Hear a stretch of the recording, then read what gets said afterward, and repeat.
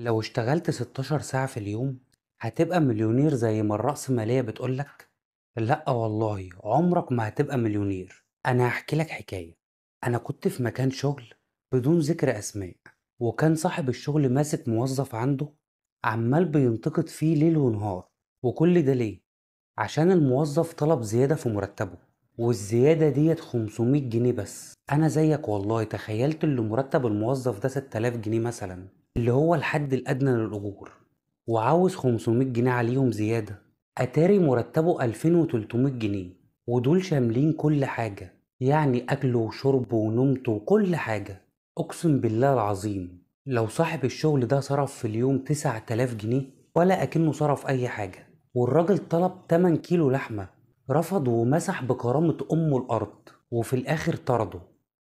أنا مش فاكر حكيت القصة ديت قبل كده ولا لأ. الموضوع عامل زي الإنجليز لما كانوا بيعملوا زمان في الأفارقة في القرن التمنتاشر، لما كانوا بياخدوهم يشغلوهم في مزارع القصب في أمريكا، وواحد نسرقه من بلده ونشغله عبد عندنا. وبرضك في الهند أيام الحكم البريطاني الإنجليز لعبوا لعبة حلوة قوي، وإنت هتكبر وهتبقى جزء من اللعبة ديت. ادي للناس أمل.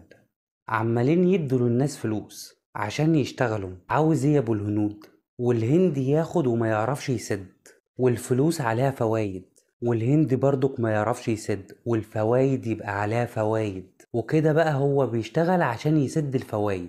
فظهر بعد كده مصطلح اسمه عبودية الديون. ومنظومة الشغل الجديد اللي احنا فيها دلوقتي خدت الفكرة ديت وطبقتها بالظبط. ناخد الموظف ونديله أجر، والأجر ده مش مكفيه، فعاوز قرض عشان يتجوز، وبعد كده عايز قرض عشان يجيب تلاجة، وبعد كده يشتري ويشتري، وكل دي قروض عليه، والأجر برضك مش مكفي.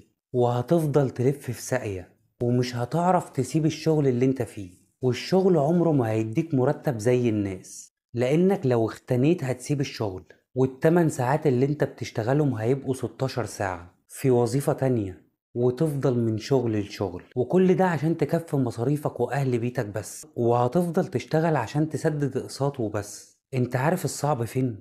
انك بتدي مبرر لصاحب الشغل انهم عادي يرموك ويجيبوا ألف مكانك، عشان تمنك بقى في الأرض، وفي غيرك كتير هيقبل يبقى عبد. الكلام مش ليك انت، الكلام للشباب اللي بيبدأوا حياتهم عشان بس يبقوا فاهمين ايه اللي بيحصل، وعلشان يعرف يتصرف ويصلح من حياته، عشان يعرف يعيش حياة كويسة.